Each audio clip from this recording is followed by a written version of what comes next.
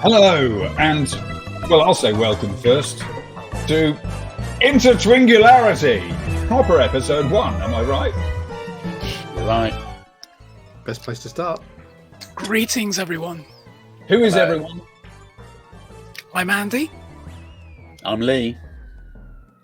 I'm Simon. And I'm Timo. We can work on this, can't we? Just having a word with our production team over there. We can definitely work on this in terms of a patter. It's just figuring out that alphabetical rule. Oh yeah, that's how we should do it. Alphabet. Yeah. Well, that's how we did do it, naturally. Did we? See, not by surname, by fashion moniker, one name as we all are. All connected already. That's amazing. So here we are, shaking it out. I'll take the reins for the first time. All of us, professional writers, broadcasters, and creatives, and we're on doing a show which we're already nicknaming the Twing. Somebody jump in and say first, why are we intertwingled? Why is it intertwingularity? Go on, Simon. You know this. Well, we're all multidiscipline, I think. We've all got our trades, but we also blend with other ones, and then in essentially the way that our friendships have developed, our interests have overlapped, and we've built up quite a strong relationship with each other through that. And I think intertwingularity was a word that we came across that seemed to kind of cover what we talk about, which is everything really, but the idea that everything is connected. Yeah, it's not being pigeonholed into any one area of life or thought process or whatever. It is realizing that, oh yeah, you may be a carpenter, you may be a something or other, but you are also all these other things underneath. And there's nothing more annoying than someone saying, you know, oh, Lee, he's the librarian, or, you know, it's just annoying because that's not what you are. You are defined by so many other things, and then those other things definitely mingle and connect with the rest of the world in some way. So I don't know, Lee. When you say, Lee, you're just the librarian, to me now, having watched your librarian career, I just think the word wizard. So librarian is like a high status sort of magic arts. You shall pass. Yes, yeah. In my head, watching you all these years. Well, that's and that will come into conversation why the libraries work for me, actually, personally. I wish I'd had Gandalf at my local library when I was a kid. That'd have been so cool. I didn't look like Gandalf. I used to look like Meatloaf. That was the sad thing. But Gandalf, Meatloaf. Exactly. Yeah, long hair. It's all gone now. He'd blow smoke barcodes these days, wouldn't he? You shall not barcode. But have we all forgotten where the quote came from? Mrs. Peach asked me yesterday, where's the word from? I go, oh, I think Simon knows. I think Simon filled because Simon couldn't remember right now. But who is it who views everything's a bit intertwingled? Oh, I should know. I'm terrible with names. No shame on you because I can't remember either. And we've been through this many times. Yeah, we'll revisit this, I think. We'll put it up on screen. And we'll never get them as a guest now, will we? Can't even remember their name. It was Ted Nelson. Yes, Ted Nelson is the person that came up with it. We should talk about Ted Nelson at some point in the series, but I don't think it's relevant to necessarily talk about him at this stage. It's interesting. And there's also another book that I have read recently called Intertwingled. Information Changes Everything, and it was the dullest book I've ever read. So I'm not entirely sure that that's a starting point either. But I just think we all think it's a fantastic word, and it kind of really rung true with all of us when we worked out what it actually meant. Yes, it really did. So here we all are on the proper first episode of Intertwingularity, trying to find our feet, even though there's no up or down in space. We thought, didn't we? I'm still running with being, editorial host, but we can all take turns in this because God knows we're all professional broadcasters. But I'm going to say we were sort of going to start this first episode like an episode of Bagpus, where we all bring an objet d'art, an objet de memoir, and use it as a trigger point. How do we do this so it's not really boring? And didn't this trigger one of us having an emotional breakdown this morning. I got on the thread. Yeah, so we were told to bring an object in, object art, I like that, that has a relevance to the show, us, everything. And last night I went to bed thinking about it because I couldn't think of, what is, this, we're all, the problem with our lives is that there's so much going on in our lives. You think, well, what's that one thing? So I went to bed thinking about it. I woke up at 5:30 this morning, not just because of that, to go and take my wife somewhere. And then I came back and thought, I'll have a kip, but I couldn't go to sleep. So I was just like, ugh. But I woke up just before 5:30 thinking all about this. And I suddenly had clarity. We have those moments where you suddenly go, yes, I understand everything. I know what it all means. And then 5 minutes later, you have a cup of tea and you forget again. What was that I was thinking about? Because on the threads, it didn't sound like clarity. It sounded like existential crisis. It was early in the morning. We were genuinely worried about you. Yeah. Oh, were you? We were going to check on you. Oh, bless. No, it's fine. It's all good. But it made me really, really think hard about humanity, humans, who we are, where we're going, or all that sort of stuff. But generally, on a personal level, the only way to unpack our intertwingularity, our own personal intertwingularity, is to go so far back in time and work out what it is that makes us what we are, and then start moving on and seeing why we got into things we got into and where we are now. It was an interesting 5 minutes of waking up. Yeah, I think you had a glimpse of a giant koala at the center of the universe, and then it all just turned hazy. Oh, koalas, aren't they lovely? They are. Now, this makes me think of something you said, Andy, just before we get into the actual what we brought to trigger an interesting discussion. It was a brilliant insight that I quoted you the other day in another meeting and couldn't remember who'd said it for some reason. It was you in a conversation you and I had on a thread. Right. About and it's relevant to why we're doing it, structuring it like this, about specificity or a detail. Yeah, the person that refers to years and years ago, this is like over 25 years ago, I went to a talk by the producer Stephen Woolley. The name might not mean much, but he's a producer for many of Neil Jordan's films. So Mona Lisa, The Crying Game, Interview with a Vampire. I mean, all of those very big classic movies. Anyway, within the talk, he was talking about his approach to making movies. And a lot of his movies have been very much rooted in a specific culture. If you think about Mona Lisa, but The Crying Game, very specifically, very very British films with a very specific nature to them. So what he was basically saying is that in his experience, the more culturally specific a story is, the more rooted it is in a particular part of the world or a particular culture, or personally specific, the more universal it will actually turn out to be. So bizarrely, so a good, I mean, it's not one of his films, but a very good example that I think you made, Timo, was something like Billy Elliot. So it's 1980s, it's the coal miners' strike, it's set in a very specific part of the world, and yet it does kind of speak in a very universal way about a kid who's got dreams of doing something and all the obstacles that he has to get over in order to achieve his dream. Another really good one is The Full Monty. Sheffield steelworkers, unemployment, very very rooted in a very particular part of the world, and yet bizarrely it just travels everywhere. It's become a musical. It's become a second series on Disney.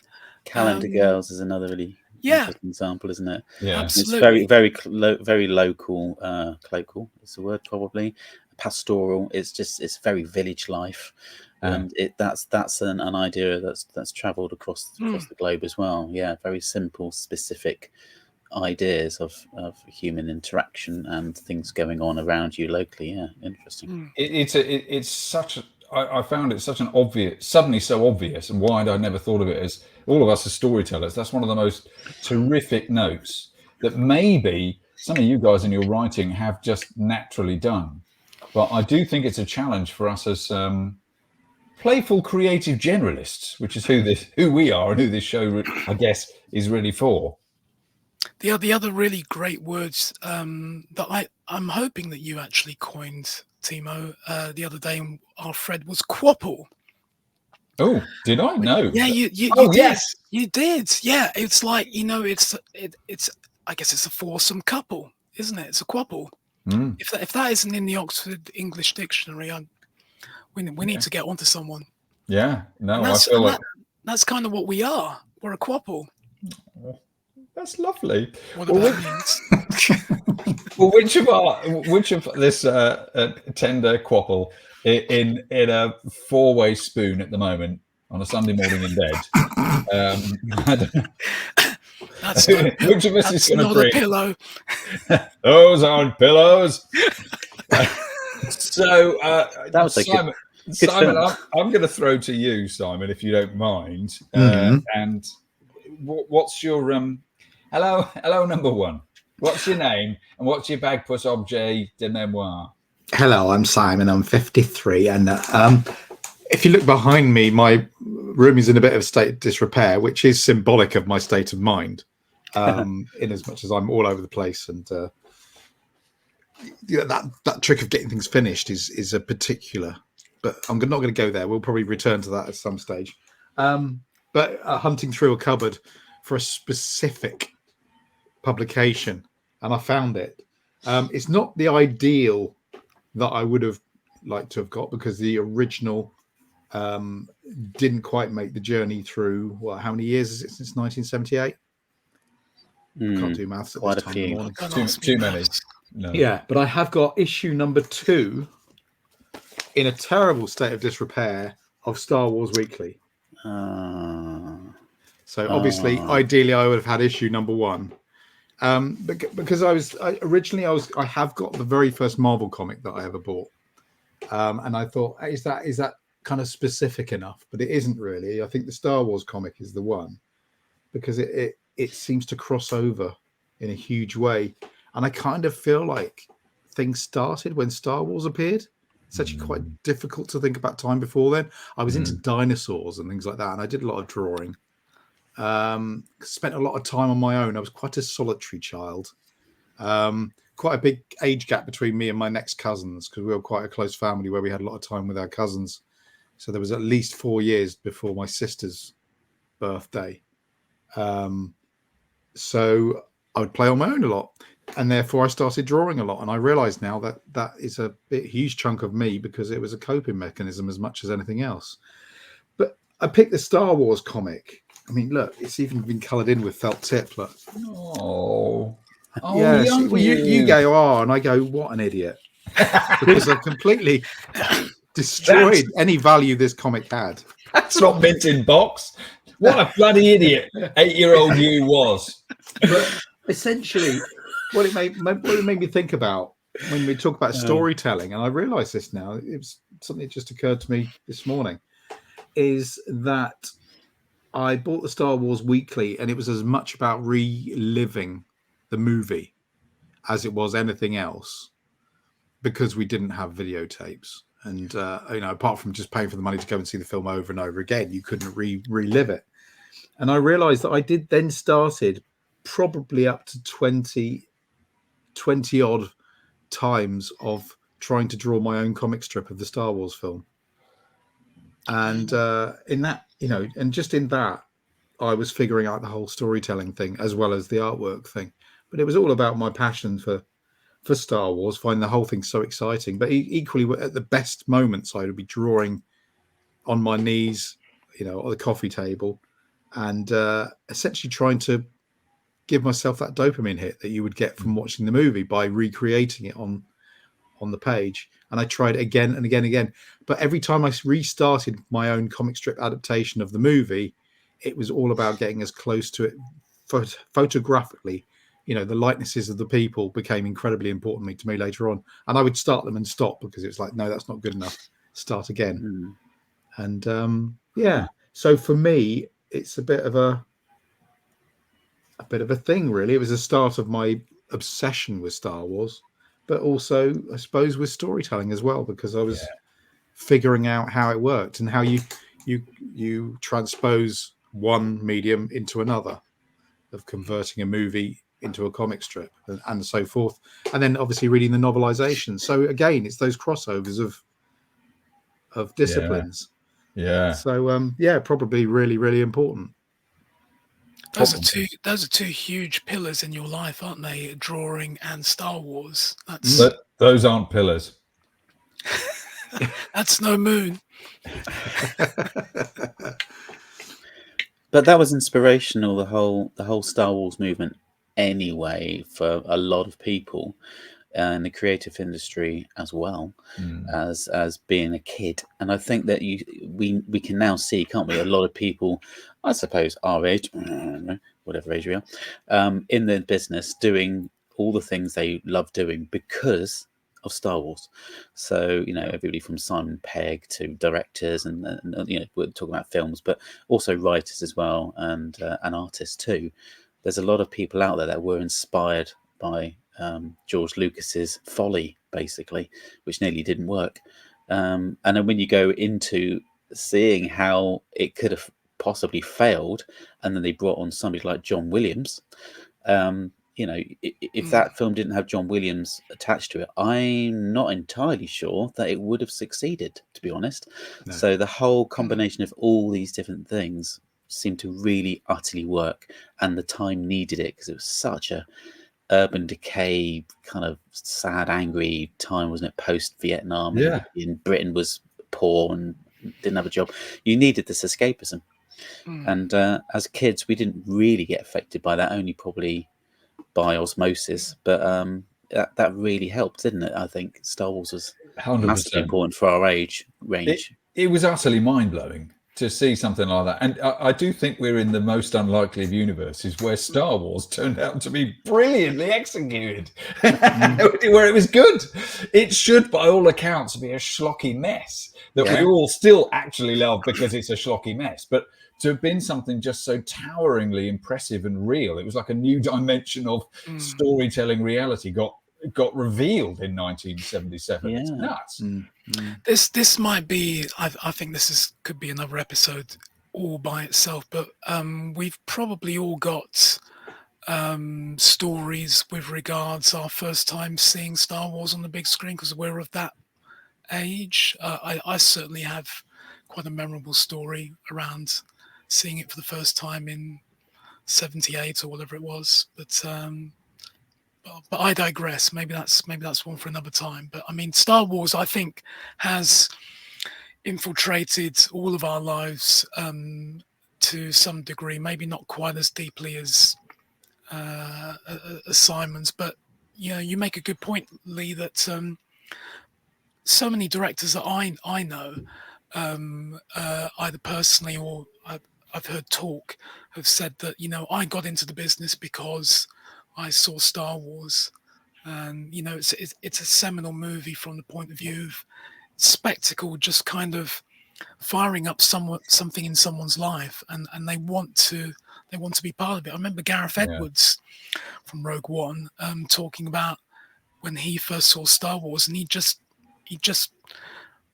realized that there was this person called a director that brought all of this together, and he just wanted to be a part of that. And years later, he got to do his own version. Wow. Well, I mean, yes and amen to all of that. And I think probably all of us are ticking off spaceships, dinosaurs, can't quite remember life before Star Wars. But also remember, Andy, that this show is one big digression. So, I mean, you can come at whatever you want. But do we think editorially we should jump to someone else's objet and then so that we can then maybe compare them in time? So who would like to go contestant number 2? Go on, Andy. Shall I go? Yeah. Okay. Right. My object of desire is I'll hold it up to the camera. This is a Olympus Trip 35, which people of our age will probably remember from the David Bailey commercials that he did back in the 70s. Very, very popular camera. I think about 10 million was sold. And it came out in the year that I was born, 1967, but they made them until 1984.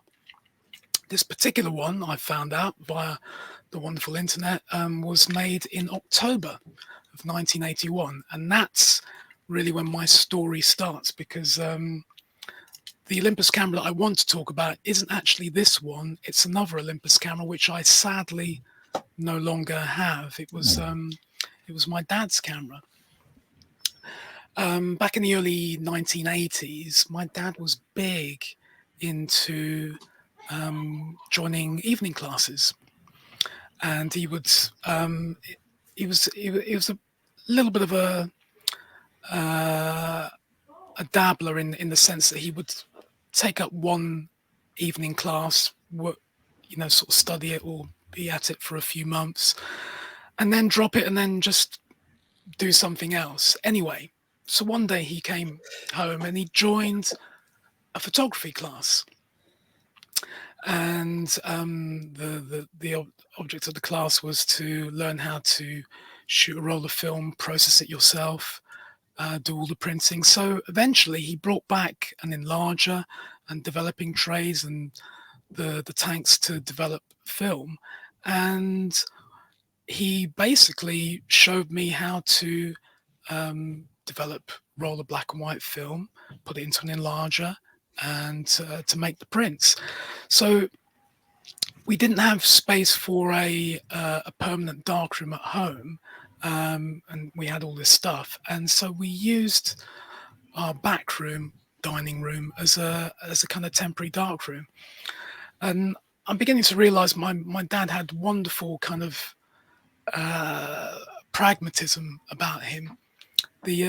Our back room had quite large bay windows, and they would have to have been blacked out, and I think he found that a bit too difficult. So he said, let's just print at night, which, just is an amazing idea. There were no street lights at the back of the house. We just print at night. It's black.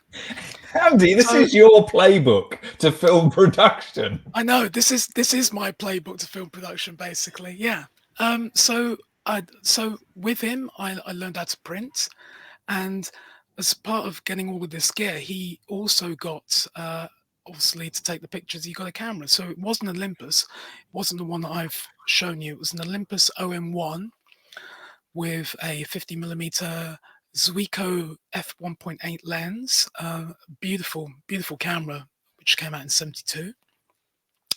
And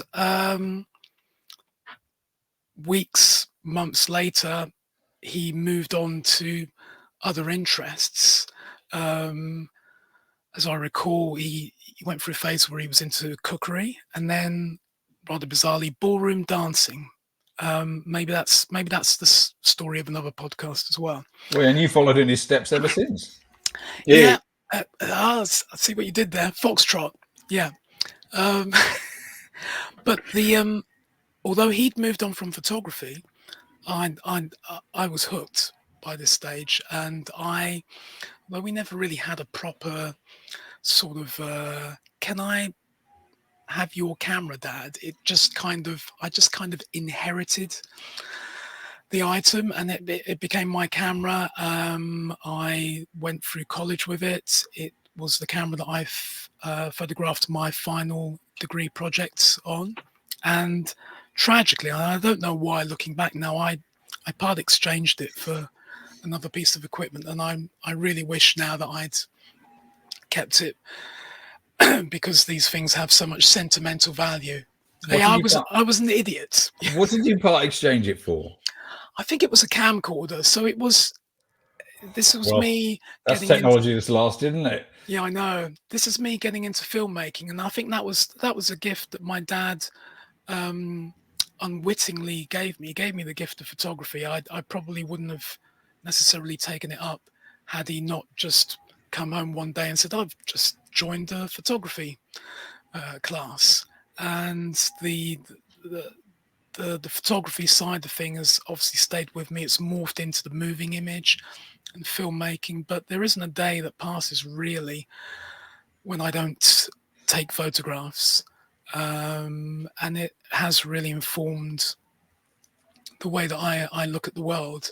And so for all those reasons, photography kind of embodied by that camera it's a huge part of who I am. Yeah. Wow. So we've established that Simon, 8-year-old Simon, was an idiot for scribbling all over his mint in box issue 2 Star Wars comic. Younger you, sort of early 20s college you, was an idiot for getting rid of that beautiful camera. Lee, how with Talking of idiots. I'm just an idiot. You don't even need to. So many things I've done wrong in my life. My object of design. Before I go on, I just think that Andy's dad sounds like somebody I'd absolutely love to have met. Yeah. And I think he would have sat really well in the show because he sounds very much like myself, who had this a bit of a. I realised thinking about a bit of a low boredom threshold. Not necessarily low attention, but it's boredom. Boredom used to be painful for me, and to find things within. People say, "Oh, it was great in the 70s. Bored kids could create," and it was actually I needed a bit more than that. I needed to see something first and then get inspired. Doesn't matter how small it is. I couldn't just visualize something. I had to kind of like latch onto something. I could do it now, but as a kid, boredom was quite painful. So he sounds a bit like, you just do any evening class. That was me. I had a tick box, man. So I've done archery, I've done printing, I've done photography, I've done all kinds. Ballroom dancing, not quite yet, but maybe. Who knows? It's not too late. It's on my list. Was your dad easily bored, Andy? This is me trying to reach back and think now. I'm guessing by the fact that he kind of jumped from these different things. Perhaps he was. There's another story I could tell, which I won't go into now, but where he came home one day with a bicycle frame that he'd just literally had been abandoned at the end of our street, and he said, "Why don't we take this frame and build a racing bike from it?" And so we ended up building two. He found another frame from somewhere, and we ended up building 5-speed racing bikes, and we went off on a ride. So wow. I mean that's my dad. That's the pragmaticness that I would have loved to have had in my life. Yeah. So I'll give more detail another time, but that's who he was. Yeah. And I'm beginning to think, there was obviously an impulsive element to that. He, just walking down the street, sees a bike frame, boom, and there's an idea that's just popped into his head. So I don't know, maybe have I inherited some of that? Life improvisation is so important for us all. If you don't work on impulse sometimes, then you don't discover a new path that might take you to somewhere fantastic. But at the same time, we're all sometimes a little bit too scared to take that risk, or we're already heading somewhere else, or we're doing something physically or mentally or in our life or career, and you go, I've got to stick with this really, but look at that over there. So taking most of us would have walked past that abandoned bicycle frame. Absolutely. But he didn't for some reason. So I admire him for that. Yes. See, my first thought was, when you said about the bicycle frame, was not to make it into a bike, but turn it into a garden ornament. Well, that's even better. Isn't that funny? There's a really good point here, though, about the don't hold back, act on your impulses a bit as a creative, because you make things and learn things instantly. Having a chat with Showbiz mate Rena Atienza only yesterday about this, and she said, instead of writing and talking about stuff now, why don't we just try making some music, Timo?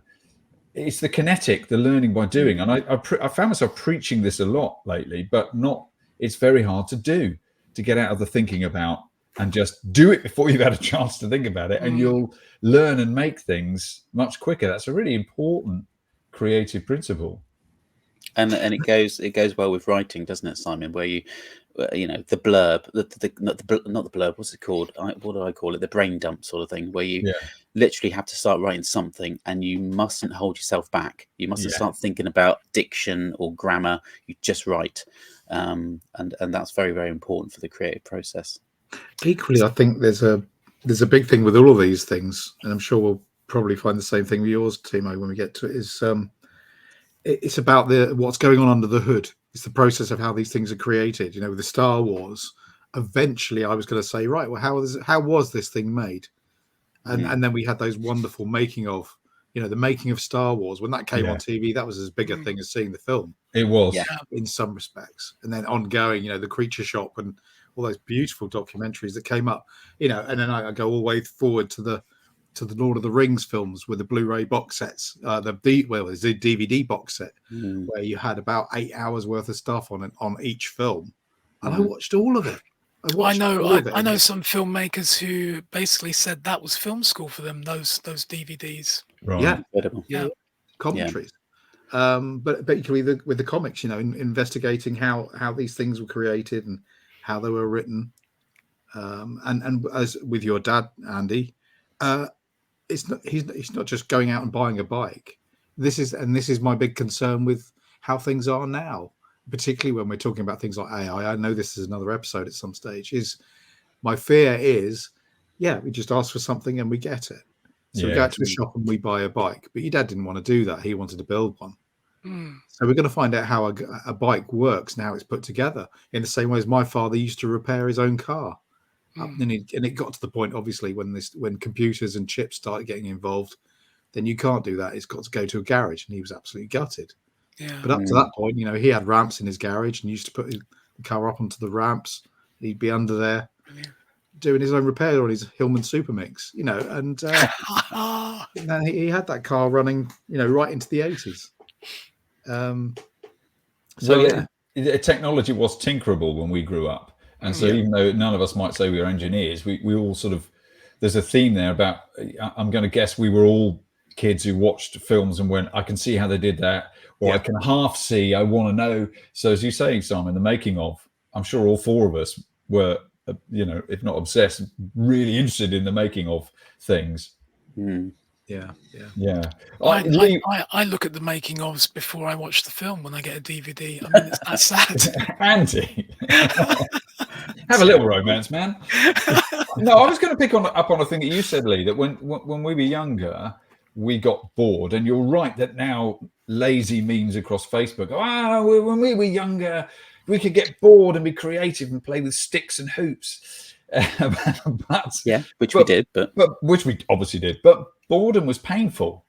It was. So although it fostered creativity and making do and mending and playing and using imagination and kinetic learning, which is troublingly difficult for modern children, digital children, to do because they're just on the swipe like we are. That's a fundamentally different thing to the way we grew up. But boredom was painful, right? That's quite a difficult creative lesson. And that might be a chemical thing, because you get the dopamine hit, don't you, when you do something and complete something, or you're given, when people are swiping, you can laugh at a kitten doing something funny, and then the next 2 minutes you're doing nothing. But because you've got that little hit, it's addictive, so you just keep going.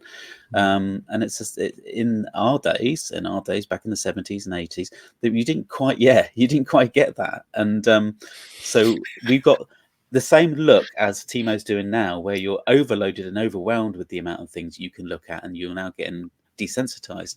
We were the opposite. We still had that look of, but behind that was a painful, I don't know what to do next. I've got some pens, maybe I could do. That was a conversation with your mum, wasn't it? It really was. I'm bored. Yeah. I don't know what to do. Yeah, exactly. So thank God for TV. Yeah, we all thought, thank God for TV, so we can't be righteous about it now. Oh, when we were young, we were begging for the cartoons to come on. Yeah, it's a random moment. You speak for yourself. I was building bicycles. Yeah, you were. You 1940s man. Well, look, I'm gonna. Lee, we haven't had your object yet. We need to hear your story. Yes. Well, Timo, were you about to? No, say I was something? just going to say I've got this portentous feeling that yours should be a good one to end on, of the four Okay. of us. So Yeah, I was sure. going to, unless you're all G'd up, I was just going to jump in and share what No. mine was. Go It's not for his it. mushroom collection, is it? No. Because, well, so I am sitting in a box here, surrounded by the memorabilia of my failed creative life. The only thing that was missing was my 4-track cassette recorder, which was quite symbolic in 1988. It is now sitting behind me because I found it in the loft. I didn't know I still had it. I thought I'd given it away. So everything I've ever made music on in here is in this blooming room. But I found this morning, and it's from a bit later in the period you're talking about, Simon and Andy, from the 70s. I grok everything you said, but this. So why am I showing you this? The Now Sound at Forbidden Planet Night in Bournemouth, TC Peach, plus Azure Noise at the Gardening Club. And it's got things like analog synths, theremins, and special stereophonic experience. Now, what is this? So it is a poster featuring me as a music act. It's from about 90. I think that's probably January 1998, but it could be 97. And I share it with you guys because it was handed to me like a bit of intertwingalness. Like a few years ago, we've been living in this house now for a dozen years, and we moved in about a week after our lovely neighbours, Martin and Sarah, who've gone on to be great mates. But Martin's mate, Graham, said, "Oh, I think I've been shared a stage with you." I went, "What?" He went, "Oh, yeah, back in the 90s, when Martin and Graham, as mates, moved down to Bournemouth all that time ago. They're both prolific music makers and performers. And Azure Noise was Graham's band. So 20 years before we met each other consciously, we'd shared a stage and didn't know. And it was making, music that sounds like this. The theremins and the space. There's a UFO, for goodness sake, here. And it just made me think of you guys this morning, that although this was Graham and I sharing a stage, you've seen Martin share the stage with me a few times at the Momo Tempo shows you've come to. This just feels like the world that you and I inhabit still. And it made me think of those early days before I was Momo, before I found my sound. I was up on stage with 2 old tellies and a basic keyboard setup, trying to do spacey things. That was legendary DJ Connie, still running nights like that in Bournemouth all these years later. I saw him at the Original Music Awards on Monday night. Showbiz drop in there. And it just made me think how fortuitous or a foreshock that was of our world, and how much you've done to validate and encourage my musical life, because you speak that language, and it's really encouraged my sound as an artist to get more spacey, and it will only get more spacey. So you guys have really stepped into a flow that I was just starting on, but you've really amplified it for me. So that's, I think, how we intertwingle. Wow. Wow. I don't suppose you have any recordings of those days? I do. In That fact, I have shared one thing with you guys a few years ago, which was typical me then, because I'd secretly try and get away with playing bits of music that sounded like TV signature tunes live on stage. I had a piece from an album from 1992 called Blind Summits, which was all done on 4-track, but I reinvented it a bit in the late 90s with my XP50 workstation thing. And I used to like just playing these sort of tunes out on the Moog. And God, what 2 people and a dog would watch. Usually you'd have 2 people and a dog at Forbidden Planet. So that is my... And two people in a Muppet. Yes!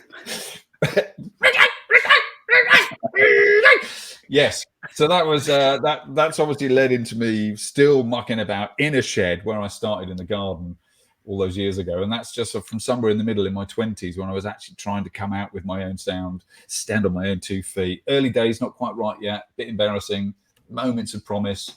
And then you guys stepped in and walked along with me for the last 13 years. Is that a handcrafted poster you made? No, it's not No? made. It's just the sort of thing I would do, but this was actually made by Graham's then girlfriend, whose name I don't know.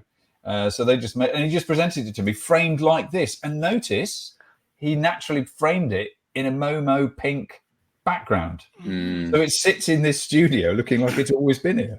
Yeah, He just handed that to me. I love that the venue is called the Gardening Club. I mean, it's just, sci-fi and electronic music meets horticulture.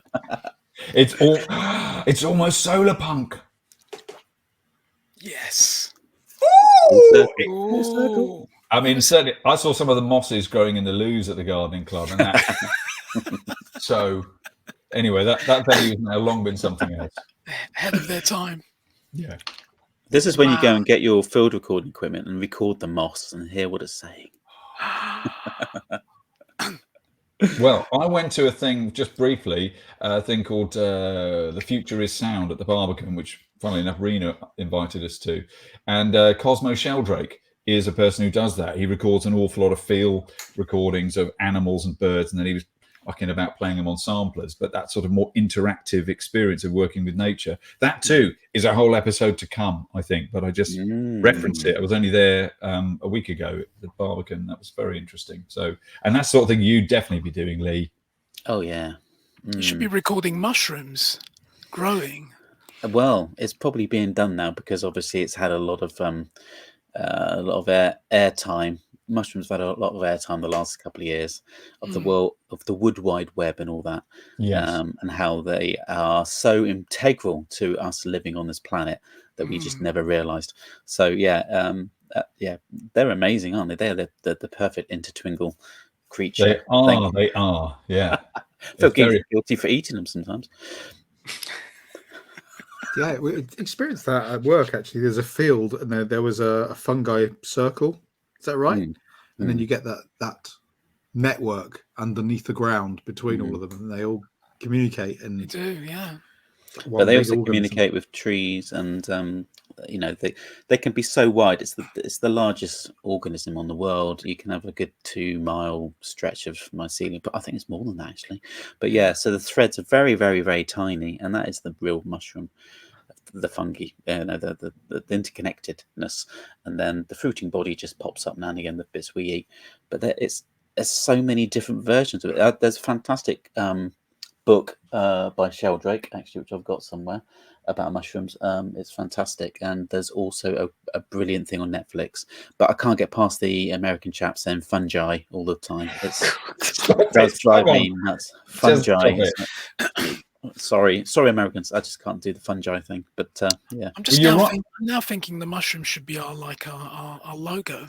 Yeah, that's basically. I was not quite saying that, but yes, what intertwingularity is. We come at it from a sciencey sort of sciencey, timey-wimey point of view, but and maybe interparticle physics and that end of nature. But it's all of nature is one big intertwingled experience. Yeah, and the great thing about, or probably one of the only good things about one of the last Star Trek series, was that whole mushroom fungi connection thing, which I really loved. But I expect you probably didn't like. Did you, Timo? It's Discovery. Don't get him started on Discovery. Yeah, but it was a blooming interesting thing they tapped into there without fully. I thought, that's a spirit of the age that people are now saying mycelial network in space. Yeah, I mean, basically those words I'm here for. So yeah, I did think it was reflecting a consciousness thing happening at this point in history. Very intriguingly. Yeah. So Lee, let's hear your Bagpus object. Can't put it off any longer. Can you guess what it is? That one. No. So this is beautiful. This is a solid pewter. It's really heavy. TARDIS from Doctor Who. Type 40. Type 40. That was bought for me by my nan, who's one of the best people in my life. And it's strangely enough, she died just before Christmas, and that turned up as one of my gifts from her. So it was a very sad but beautiful day. So I've kept it here forever. And the reason why I've got that is because I'm a massive Doctor Who fan, which I can say again now. I think I've been resting that term for quite a while, but me and Simon went to a particularly brilliant gallery yesterday of artwork to do with Doctor Who, and I'm like, no, I'm a fan again. So I've always been a fan ever since I've clapped eyes on it.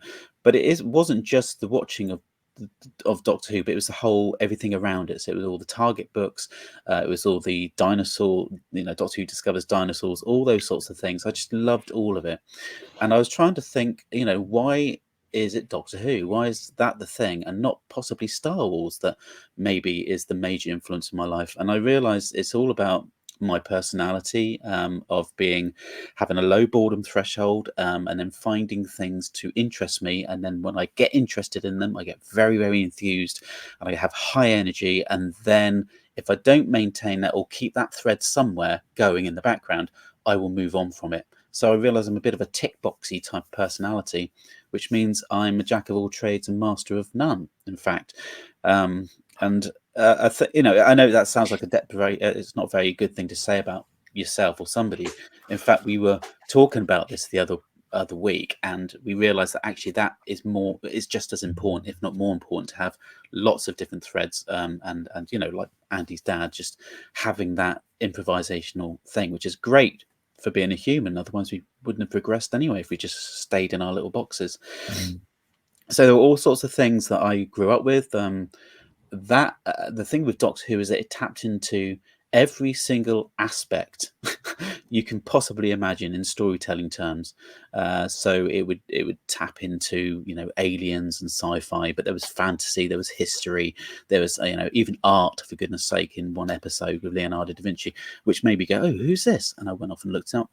So the great thing about Doctor Who is that it was the whole diversity of storytelling was there. And as much as I love Star Trek, to me it was almost the same set every week. So it was characters that having their moments, and it was very, very soap opera based sci-fi, and I got that, but I just needed the difference in visually. And for a few pounds they would change from a space station to a Roman outpost, or I don't know, something in the medieval times with androids walking around. And it was just so eclectically mixed and crazy, and centered around a very untouchable alien who just wasn't very human. And all I ever wanted to do was be picked up by Doctor Who. I wanted the TARDIS to turn up, and I go, yes, I'm going with you. It's dangerous. Yeah, I know. It's fine. I'll hide behind you. You're brilliant. But it was the discovery. It was the whole idea of wanting to discover more, and insatiable discovery, curiosity, which was within me. And and Doctor Who is that, oddly, for a child and for an adult, is still that wonderful world where you can diversify. And my first proper published piece of work, paid and unpaid actually, was Doctor Who based. So and that's why that object connects me to this podcast, and the fact that we have a musician, a filmmaker, and an illustrator and a writer, right? We're all in our boxes, but we're not, because we all are mixed together and play with each other's bits. But you know what I mean? It's quaffling again. No, but we do. We play in those different areas, and I think Doctor Who is a major influence on me. And there's lots to say in it from then and even now. So even with the Satan Pit talking about God and stuff like that was very important for me. I was going through a particular period of thinking about that, and that really was talking about it. I was thinking, it's just, it doesn't give you answers, but it takes you to different places so many times, and also says so much about who we are as humans, and how much I could just reflect it back to myself and think, yes, I'm like that person. I'm that person there. How would I be in that situation? And I know I'll write about that now, and hopefully other people can enjoy what I do. Of course, there's millions more strands to all of us, and we're not going to get it all down in 12 minutes or so. But Doctor Who. I don't know what the source is of this, but I wanted to make the point of the phrase "jack of all trades, master of none." There is another line which is better than a master of one. Hey. It's actually a positive. Ooh. No one ever quotes that second line. No, they don't. No, we should now. Well, we are creative generalists, and that word generalist is emerging as a sort of almost, in some circles, a bit trendy, which will shock all four of us if that's ever even passingly true. But which sort of defines us as all of us in our different ways, slightly outsiders, but also also capable with people and creativity. But the generalist is needed to connect all the stuff. Brains that think like ours are more mycelial, and they're needed to connect specialism. So there's lots of practical reasons why this is an era, the era of crisis is one for generalists to pull things together and help people help the specialists connect and articulate stuff. Articulate is difficult for some people with brains like ours as well, I think, though, because you have some of us have got well, we haven't, but I had social issues as well, so I was criminally shy, believe it or not. Hated to be the centre of attention, and I was so shy that it would just stifle me in classes and classrooms, and I was getting low marks and all this sort of thing. Yet in my head I was bubbling, I was totally getting it, and I was going beyond the question, which is always the worst thing to do, is go, physics teacher says, right, just do this thing here, this equation. I'll go, why? And they say, no, because you've got to do it. And I wasn't saying, why should I do it? I was saying, why does that exist? And what happened? Why is it there? Who first wrote that funny equation? So I'm just breaking it down instead of actually just answering the goddamn question, Lee. Yeah, so I got myself in all kinds of trouble. But the shy thing was really quite terrifying until my clown years of 30s, and somebody brought me out of my shell and realized that improvisation is nothing to be scared of. It's not a line from a song. No, it's not. But not quite. Improvisation is nothing to be scared of. Yeah, it's. But it isn't, is it? And this is it's just practice. Art stuff is just practice. There might be an instinct that we all have to explore the world creatively. All our rooms are full of stuff from making things and exploring by making. And what's this like? But it's all just a practice to then do again and again and see what happens. And that's a human thing. It's not it isn't wizardry. That's sort of something I want to communicate a lot. It's a human thing for any human. Some of us do it more because we have more of an instinct, maybe more of an ability, but all of us need to process our emotional lives as we are in this very conversation. And the Doctor Who control room console probably sits right at the middle of the word intertwingularity, doesn't it? It's the most definitively intertwingled symbol for us. There must be. It absolutely is, because without that, you can't go to all those millions of different worlds. And also, you need 8 people is it 8 or 6 people to stand around it and operate it properly, like they do in one episode. Can we do it with 4? 2 episodes, actually. Yeah. Oh, is it 2 episodes? Oh, is it? Power of the Doctor as well. Oh, of course it is. Yeah. Yeah, no, I think we can do it with 4. Yeah. You might just have to reach over a bit. You know, if one of us could regenerate an extra arm or 2, it'd be all right. But I think that's the reason Doctor Who has stayed relevant and has been popular for 60 years. I mean, there's no other show like it. It's because it has been able to be very magpie and literally jump from one theme or idea or story or scenario to another. And then obviously the whole idea of regeneration and changing the core character, essentially the same but different at the same time. And I think that's so it kind of embodies generalism, really. It also embodies human and humanity. If you know, when we say about regeneration, it's like, isn't a doctor lucky he can just turn into another we do that 6 or 7 times in our life, you know. Shakespeare's already written about it in his, you know, All the World's a Stage thing. So we're different people in different parts of our life, and we have to accept that as part of being human. And you know that you're moving into a different area of person every 5-10 years or so. You are regenerating. And the unspoken word there is death, i.e. rebirth. That life is a series of deaths and rebirths, and we embody that in the course of our lives. And what a creative can build up is the confidence to face and express that in some way. But boredom is part of that. It's like this.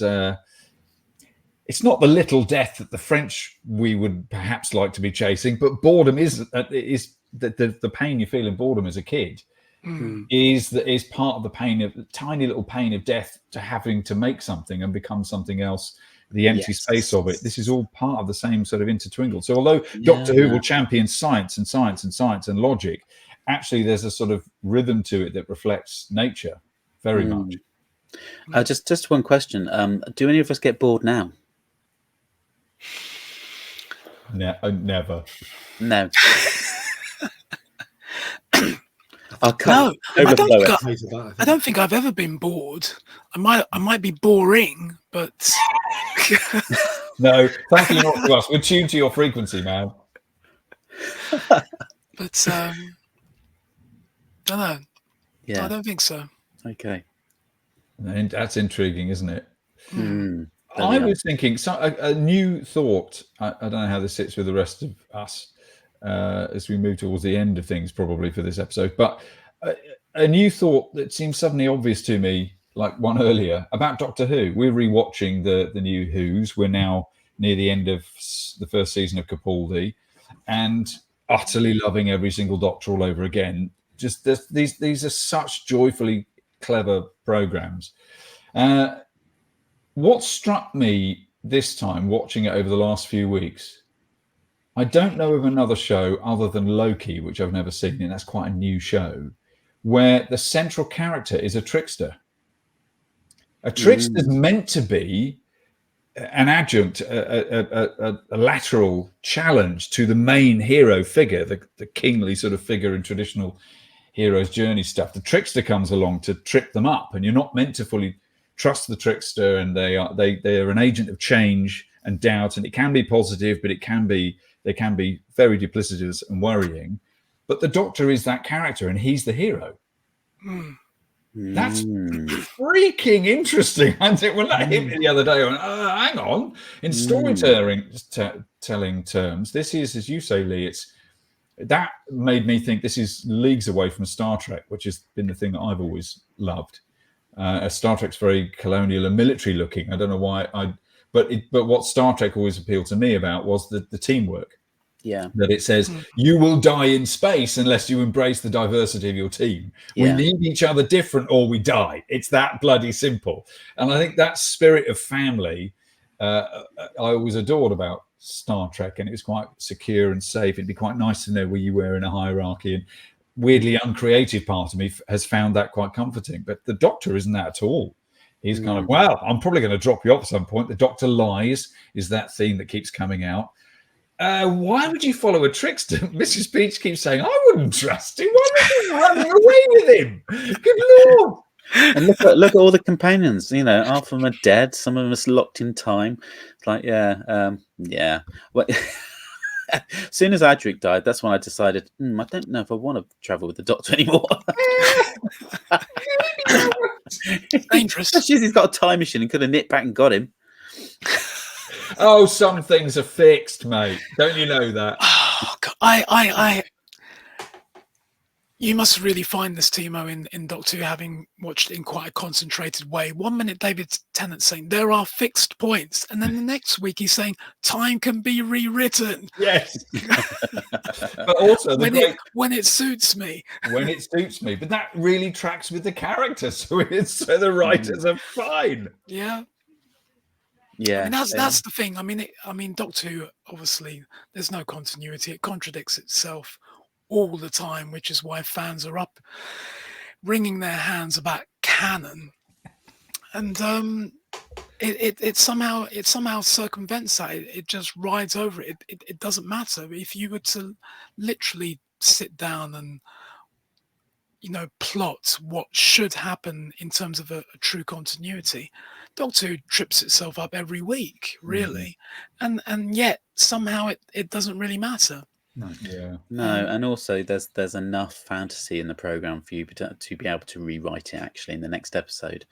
So you can just about get away with it.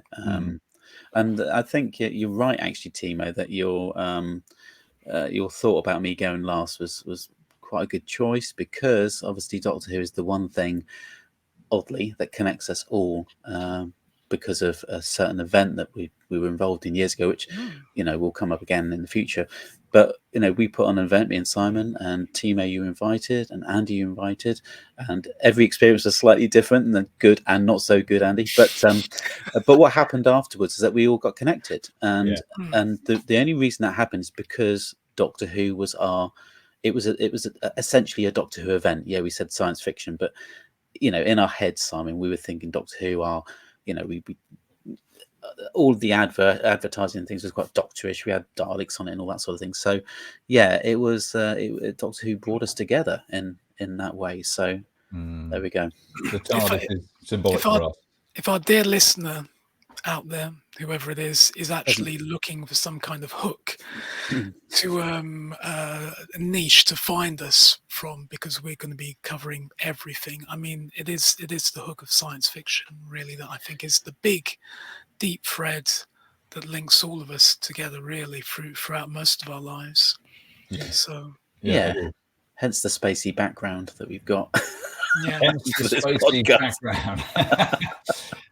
Well, I guess, this, although we can all chat all the live long day, probably we shouldn't. We've all got people to look after and things to do. So I've got a toilet to paint. Right. Okay. Andy, what have you got to do in the Twingleverse? I've got breakfast to eat. Mm. Right. So yeah, it's not as glamorous as painting a toilet, I'm afraid. Sorry. It is. I guess. And Simon, what are you doing with the rest of your Sunday? After ages of not having anything to do, just like buses, I've got 3 projects come at once. I've got a band logo to design. I've got a comic strip to start, and there's something else as well. But equally, it's my daughter's birthday today, so I need to give her some attention. Don't you think? I think you really should. Yeah. She's definitely worth it. Yeah. And how about you, Timo? What are you up to today? I am packing a suitcase to travel and go host a thing for work. So I've got to start to feel like a grown-up and pay attention and look like an adult for a long day all next week.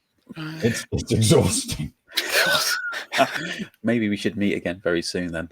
I think we will. Didn't we say we're going to do a minimum of once a month? We shall meet back here and talk about our next topic. Sure. But it could be a bit spontaneous as well.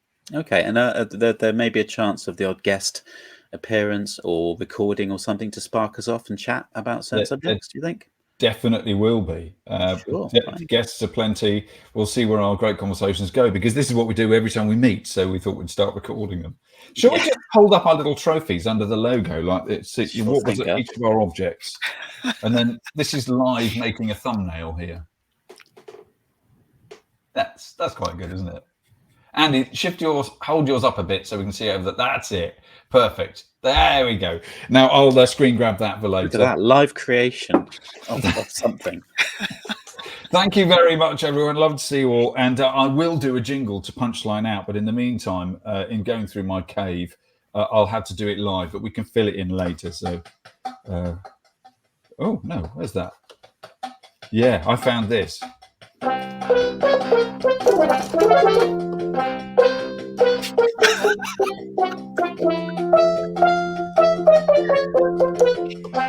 My playing's got really good. Oh, Phil. Is this what it was like at the gardening club? This was exactly what it was like at the gardening club. A full hour. I would love to have sat there for that full hour of that.